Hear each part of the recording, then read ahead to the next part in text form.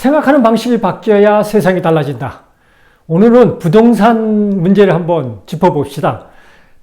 요즘 이제 정부가 다시 대출 규제를 했죠. 사실은 가계 부채가 많아져서 대출 규제를 한다지만 가계 부채의 대부분은 주택담보대출입니다. 그러니까 부동산 경기하고 관련이 있죠. 그동안 이자율이 올라가면서 부동산 가격이 주춤하다가 요즘 서울의 일부 지역을 중심으로 다시 올라간다 이런 이야기가 있고요. 그래서 이제 주택 대출을 규제하는 걸로 들어갔습니다. 이 부동산 문제는 이게 진보 정권이나 보수 정권이나 차이가 없습니다. 쓰는 방법도 비슷하고요. 정권이 가장 다루기 어려운 문제죠. 문재인 전 대통령은 사실은 탄핵 이후에 대통령이 되면서 인기가 무지 좋았죠. 한때 80%까지 지지율이 올라가다가 퇴임 때도 40%를 기록하면서 퇴임을 했습니다. 지금 윤석열 대통령이 지금 거의 2년 반이 지났지만 40%를 거의 못 넘어봤고요. 지금은 20%대에 머물러 있으니까 그 문재인 전 대통령의 지지율이 얼마나 높았는지를 이제 수치가 보여주죠. 그런데 왜 정치 신생인 윤석열 대통령한테 민주당은 정권을 내줬나요? 그것은 거기에 가장 큰 역할을 한 것이 부동산 정책입니다. 문재인 정부 때 엄청난 정책을, 규제를 냈지만 아파트 가격은 계속 올랐죠. 또 사실은 정부의 정책하고는 제가 그동안 경험상 봤을 때는 아무 상관이 없는 것 같아요. 정부가 아무리 규제를 하더라도 올라가는 아파트 값은 막을 수가 없습니다. 또 정부가 아무리 장려 정책을 써도 떨어지는 아파트 값은 어쩔 수가 없습니다. 그래서 오늘은 이것을 예전처럼 생각하면은 부동산은 계속 우리의 삶을 얽매는 아주 안 좋은 분야가 될 것입니다. 그래서 이 부동산 분야에 대해서 새로운 생각을 한번 해보자고요. 이 부동산, 대한민국이 특히 부동산 정책이 어려운 것은요, 대한민국의 부자의 대부분은 부동산 부자입니다. 부동산, 재벌 대부분도 예전부터 공장을 짓는다고 개발 지역에 땅을 사서 그 땅값이 올라서 옮기면서 그 돈으로 이 사업 자금을 마련하고 그러면서 기업이 확장됐죠. 예를 들면요, 출판 산업. 한국의 출판 산업이 전통적으로 매우 어렵습니다. 왜 그러냐면은 한국 사람들이 책을 안 읽거든요. 정말 안 읽습니다. 안 읽기 때문에 출판사가 책을 팔아서 돈을 번다는 것은 거의 불가능한 것 같아요. 그런데 전통적인 큰 출판사들이 그동안 그렇게 부가 적지는 않았습니다. 그 이유가 종로부터 시작해서 서울의 알당에 그 출판사 건물이 있었거든요. 그러니까 그 일종의 부동산으로 돈을 번 겁니다. 지금은 파주의 출판단지나 이렇게 외곽으로 나갔죠. 그러니까 서울의 도심의 땅을 팔면서 외곽으로 나가니까 그 여유 자금이 생긴 거죠. 이런 식으로 또 개인 부자도 강남 개발하면서 60년대, 70년대 강남 개발하면서 개인 부자는 대부분 강남에 투자한 사람들이죠. 지금도 강남에 아파트를 가지고 있는 사람들이 가장 큰 부자고요. 이렇게 한국은 사실은 부동산이 우리 국민 생활에 엄청난 영향력을 줬습니다. 그래서 우리 국민 의식에는 이 부동산은, 아파트는 단순히 내가 살고 생활하는 것이 아닙니다. 이것은 내가 돈을 축적하는 것하고 관련이 있어요. 그러니까 저도 쭉 살아오면서 이 이사 간 걸 생각해 보면은 부동산이 그나마 저축에 가장 큰 역할을 한 것 같아요.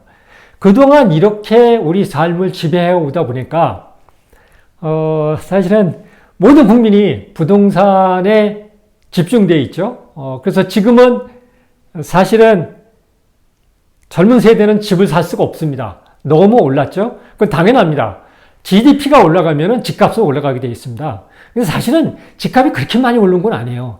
추세를 보면요, 그동안 물가 상승률을 따져보면요, 지난 30년 동안 전국 평균 주택가격 지수가 2배 정도 상승했거든요. 그런데 실질 물가 상승률을 따지면은 75%밖에 안 됩니다. 그러니까 그렇게 많이 가격이 오른 건 아닌데, 이것이 GDP가 성장하면은 부동산 가격은 오를 수밖에 없습니다. 그런데 우리가 부동산에 이렇게 이 재산 축적에 큰 기쁨을 맛본 것은 지난 30년 동안 전 세계 어느 누구보다도, 어느 나라보다도 가장 빠르게 GDP가 성장했거든요. 그러니까 부동산이 그만큼 빠르게 성장하죠. 그러니까 누구나 집을 한 채 갖고 있으면 돈을 벌 수밖에 없습니다. 그런데 지금은 정책이죠. 이제 우리도 경제 선진국이 됐습니다. 그러니까 예전처럼 부동산은 올라가지 않습니다. 그런데 지난 30년간 우리 의식을 아파트는 우리한테 돈을 벌어준다, 이게 있기 때문에 모든 국민이 여기에 매달려 있는 거예요. 그래서 이것이 이제 앞으로 우리 국민한테 정말 불행감을 줍니다. 젊은 세대는 아파트가 너무 올랐기 때문에 집을 살 수가 없습니다. 그러면 젊은 세대는 계속 불만이 많아지거든요. 그래서 이거를 단순히 예전처럼 뭐 주택 대출 규제하고 뭐 양도세를 늘렸다 줄였다 하고 뭐 토지 거래 허가를 하고 뭐 이런 규제적인 정책만으로는 이 문제를 풀 수가 없습니다. 앞으로 어떻게 될지는 모릅니다.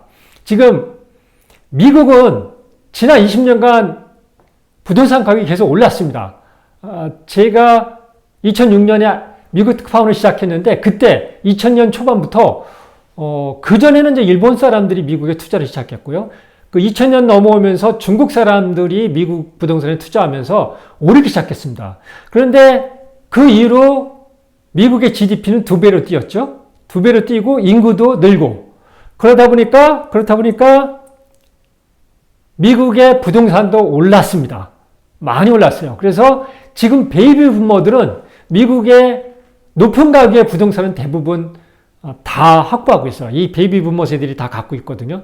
그런데 문제는 거기도 마찬가지입니다. 젊은 세대는 주택 가격이 너무 올라서 주택을 살 수가 없습니다. 웬만한 월급 갖고. 그런데 여기까지 보면은 한국이나 미국이나 어떻게든지 부동산을 마련해야 재산을 축적할 수가 있습니다. 그런데 일본의 예를 보세요. 일본의 예를. 지금 도쿄의 아파트가 몇 억, 심지어는 뭐 20억 이렇게 가던 아파트가 지금 몇 천만 원대로 떨어졌다고 합니다. 부동산 가격이 계속 추락한 거죠. 머물러 있는 게 아닙니다. 추락한 겁니다. 이것은 일본의 인구가 머물러 있고요. 또 GDP도 정체해 있으니까 어쩔 수가 없는 거예요. 부동산은 GDP가 상승해야 올라가거든요. 그래서 앞으로 미국의 부동산이나 한국의 부동산은 어떻게 될지 몰라요.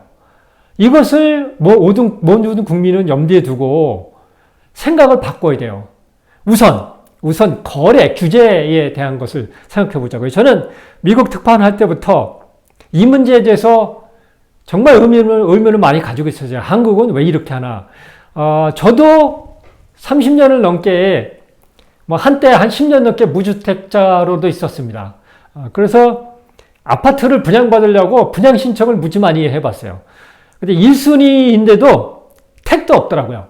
그래서 분양시장을 다니면서 왜 그럴까를 생각했어요. 보니까 분양을 시작하면은 그 분양사무소 근처에는 이 떴다방이라고 그러죠. 부동산 업자들이 거의 진을 칩니다. 그런데 1순위도 나도 상당히 오랫동안 그 청약 부금을 넣었고 무주택자도 해서 점수가 높은데 택도 없는 거예요. 왜 그럴까? 왜 이렇게 점수들이 높을까? 보니까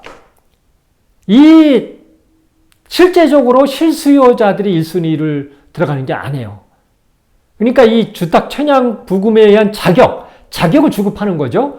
이 떴다방들이 이 무주택자한테 그 사람들 어차피 언제 나가 내 능력으로 아파트를 분양받을지 몰라. 그러니까 이 자기 분양 받을 수 있는 자격을 이 사람들한테 빌려주면서 이 사람들이 그걸로 분양을 받아서 이 수수료를 주는 거죠. 그러니까 분양 자격이 있는 사람들은 내가 어차피 분양도 못 받는데 수수료를 받을 수 있고요. 이 사람들은 그걸로 1순위를 받아서 분양을 받아서 거기에 프리미엄, 그죠? 윗돈을 얹어서 파는 거죠. 이렇게 분위기를 잡은 거죠. 그런데 건설사는 왜 이걸 방조할까 보니까 제가 건설사 입장이면은 제일 큰 문제가 분양을 하는데 미분양이에요. 미분양이 생기면은 건설사는 이 자금, 유동성에 문제가 생기기 때문에 정말 심각한 문제더라고요. 지금 그렇게 됐죠. 미분양이 많아지니까 이자율이 올라가고 경기가 안 좋아지고 이자율이 올라가다 보니까 아파트 건설사들이 정말 어려워졌습니다. 그래서 건설사들은 저거를 이 떳떳방들이 분위기를 올리는 것을 방조하는구나. 방조하는 거를 넘어서 어떻게 보면 도와주는 거라는 걸 느꼈어요. 그래서 결국은 제가 지금 사는 아파트도 지금 7년이 넘었는데요. 제가 분양권을 웃돈을 얻고 들어갔습니다. 그래서 그 뒤로는 이제 분양시장을 안 가봤으니까 지금은 어떤지 모르는데 아마 지금도 비슷할 거예요. 중간에 이렇게 어느 아파트 중도금 면제에 연락처 이런 것들이 이 광고가 붙어 있는 거 보면은 이게 떳떳방들이 아직도 활동하는구나 이런 걸 느낄 수 있어요. 그런데 한국 시장이, 부동산 시장이 한 가지 특징이 정말 눈 감고 하는 거예요. 투명성이 전혀 없어요. 이게 정말 어느 정도 웃돈을 붙여서 어떻게 파는 건지 이런 것들이 전혀 없어요. 그래서 제가 특파원을 하면서 미국 부동산 시장을 관찰하면서 느낀 게 정말 투명해요. 그러니까 내가 어느 집을 사겠다. 그러면 그 집이 언제 얼마의 분양을 받아서 그 주인이 얼마를 살았거나 아니면 얼마의 웃돈을 받아서 분양권을 팔았다. 이 기록이 다 있어요. 이게 부동산 업자한테 기록이 다 접근할 수 있게 해서 부동산 업자한테는 구매자한테 이것을 다 보여줘요. 그리고 최근에 지금의 소유주는 이 아파트를, 이 주택을 언제 얼마에 사고 지금 얼마에 내놨다. 이 기록까지 다 남아요. 그리고 더 심한 것은 이 주인이 1년 전에 예를 들면 70만 달러 내놨다가 3개월 내놓고 시장에서 걷어들였다. 그리고 시장 가격이 올라가니까 요번에 75만 달러 내놨다.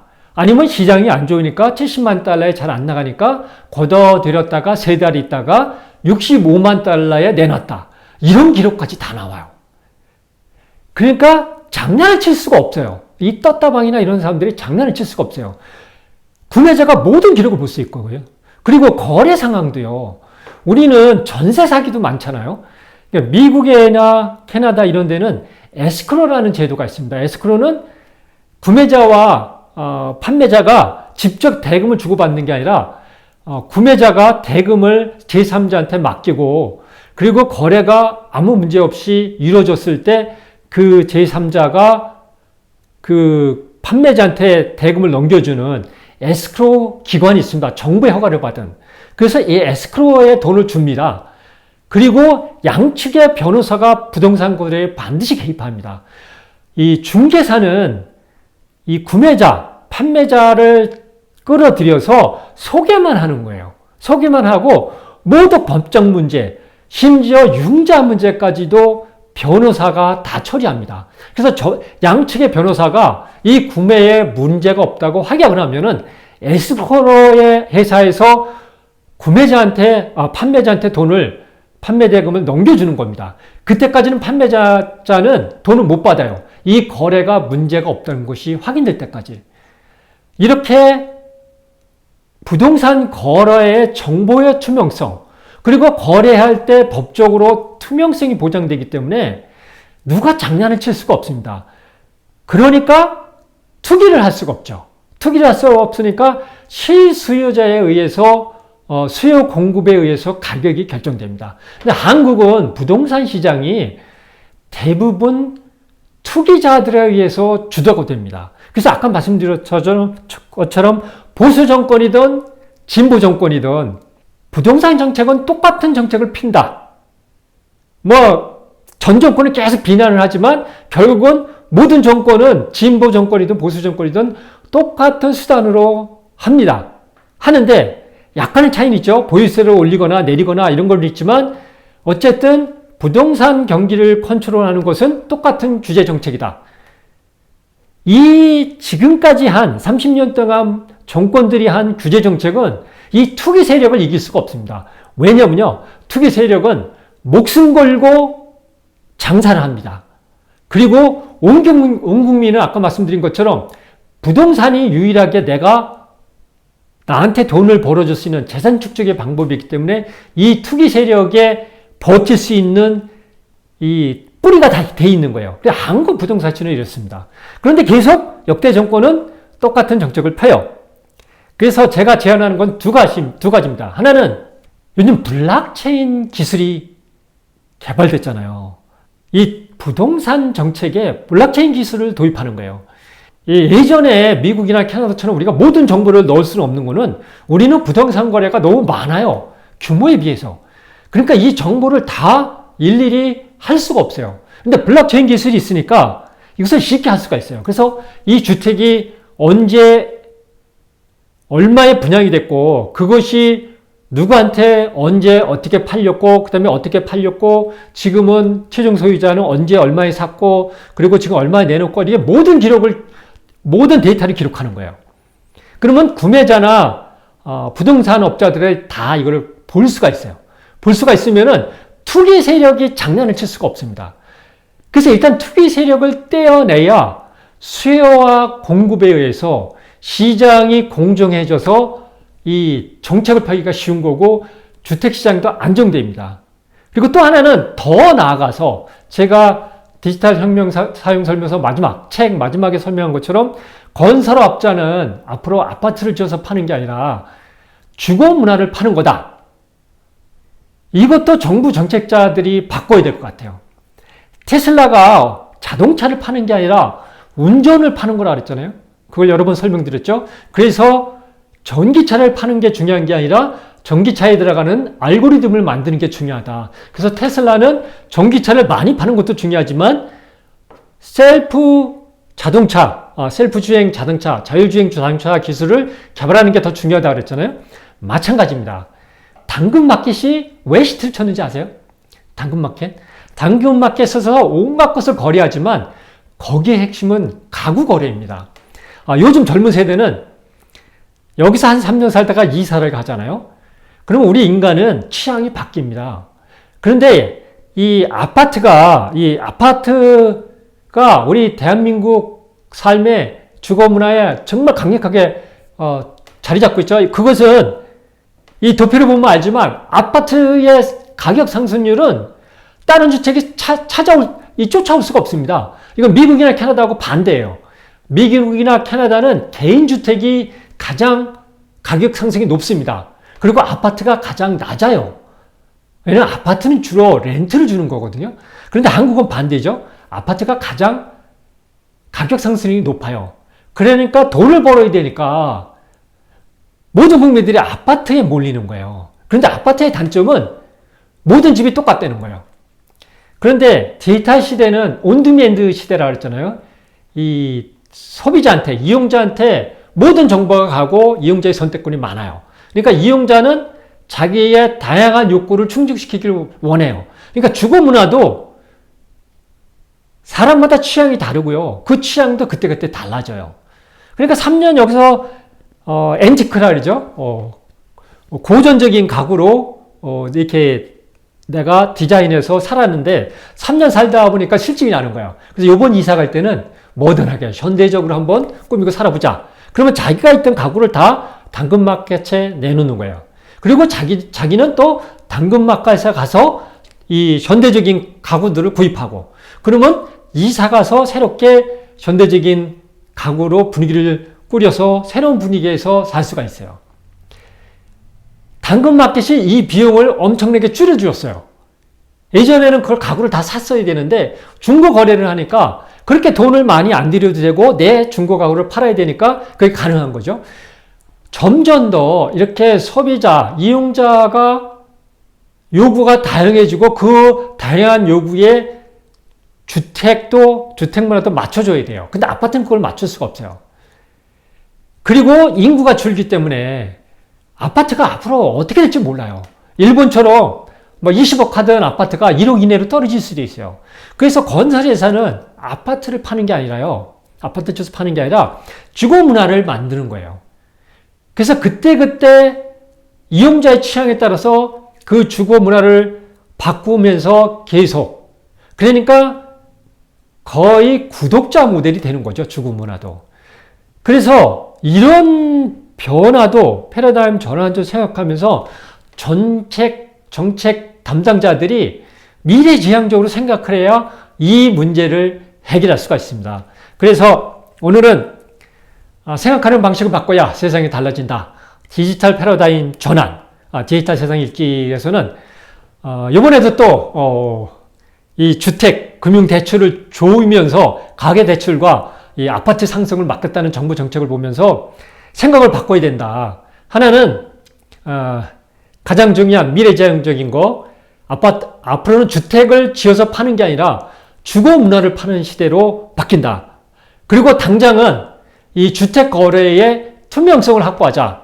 블록체인 기술을 도입해서 모든 거래 기록을 거기다가, 모든 정보를 거기다 기록하자. 그리고 이걸 공개하자. 그러면 투기 세력이 발을 못 붙인다. 그렇게 되면은 아파트 부동산 거래 시장이 안정된다. 이 두 가지 제안을 했습니다.